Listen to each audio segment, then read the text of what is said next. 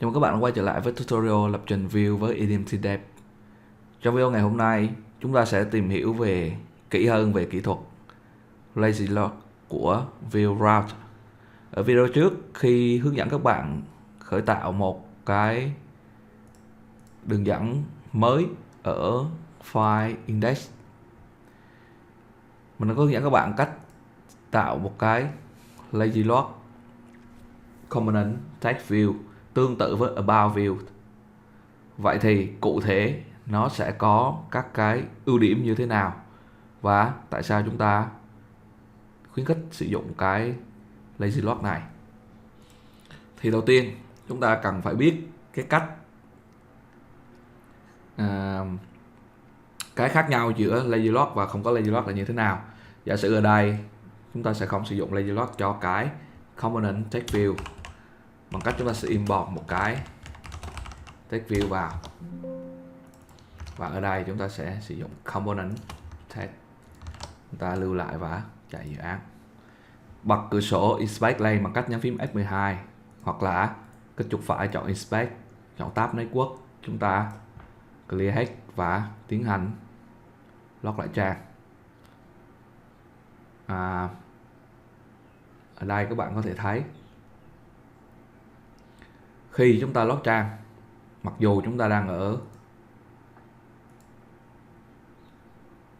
đây, chúng ta load trang vào text thì nó sẽ thấy nó không có tải thêm một cái gì nữa, chứng tỏ là ở cái lần load đầu tiên nó đã tải tất cả nội dung về, và khi chúng ta điều hướng thì nó chỉ việc lấy cái file đã tải về đó và thực thi hiển thị lên cho chúng ta.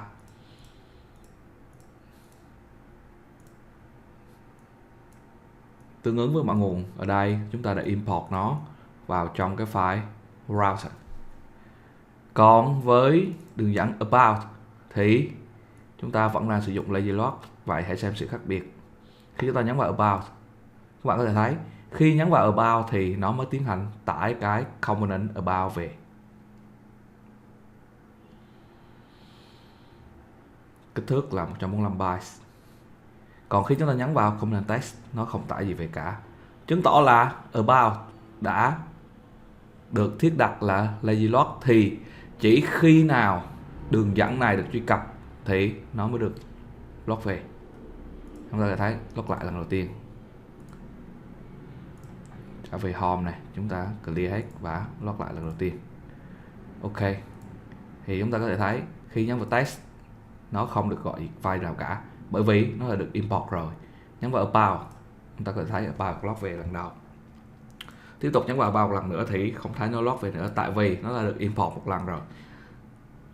Nó đã được load một lần rồi thì nó sẽ không có load tiếp nữa. Đó là cái hoạt động của lazy loading. Vậy lợi ích của nó là gì? Lazy load là một kỹ thuật tải các component chỉ khi chúng thực sự cần thiết. Có nghĩa là khi các cái routes được truy cập thì component mới được tải về. Điều này sẽ giúp chúng ta tối ưu hóa hiệu suất và giảm kích thước ban đầu của ứng dụng, tức là giảm cái bundle size khi trang web được load. Lợi ích của lazy load là gì? Nó sẽ giúp chúng ta tăng tốc độ tải trang. Khi chúng ta mới vào trang home, các bạn có thể thấy khi các bạn không có import quá nhiều các cái component mà không thực sự cần thiết thì cái tốc độ tải trang ban đầu nó rất là nhanh, bởi vì ứng dụng của chúng ta đang có rất là ít các cái mã nguồn, các cái file, các cái route, các cái component, cho nên chúng ta không thấy được sự khác biệt. Nhưng nếu ứng dụng của chúng ta phình to ra thì chúng ta sẽ thấy được sự khác biệt ở đó. Cái ưu điểm nữa là nó sẽ cải thiện hiệu suất trên các thiết bị yếu, bởi vì việc tải chỉ những component cần thiết nó sẽ giúp chúng ta tiết kiệm bộ nhớ, tiết kiệm tài nguyên. Và tất nhiên một trang web sẽ được đánh giá là tốt khi hoạt động trên hầu hết các thiết bị, không chỉ riêng những thiết bị mạnh mà cả những thiết bị yếu.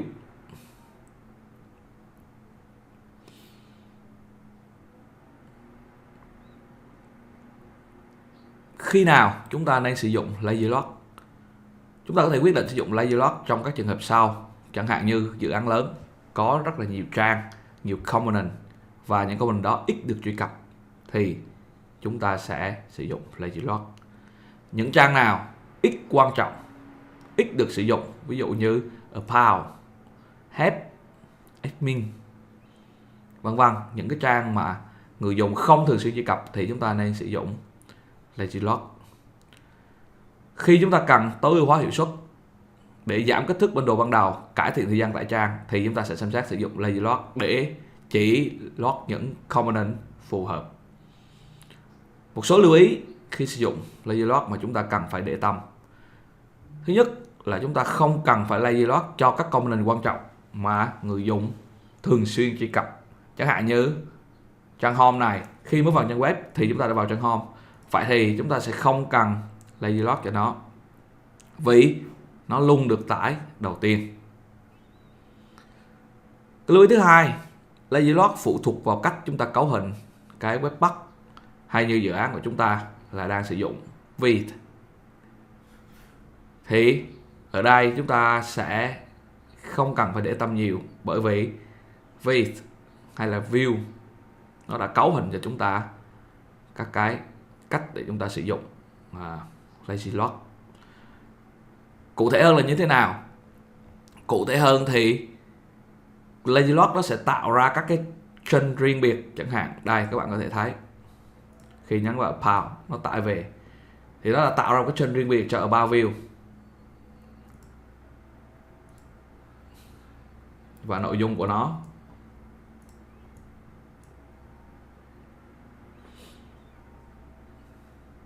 thì điều này sẽ giúp chúng ta vẫn có thể truy cập được cái view đó một cách hoàn toàn mà không gặp một trở ngại nào cả, mặc dù nó không được gộp chung vào trong một cái file JS được build, nhưng chúng ta vẫn hoàn toàn có thể truy cập nó được khi nó được tải về. Đó, các bạn thấy nó vẫn hoạt động bình thường như cái cách mà chúng ta bundle tất cả gói gọn lại. Tóm lại, lazy lock là một kỹ thuật hữu ích, đặc biệt hữu ích cho các cái ứng dụng mà cần tối ưu hóa hiệu suất. Cảm ơn các bạn đã theo dõi cái video này. Hẹn gặp lại các bạn trong cái video sau nhé.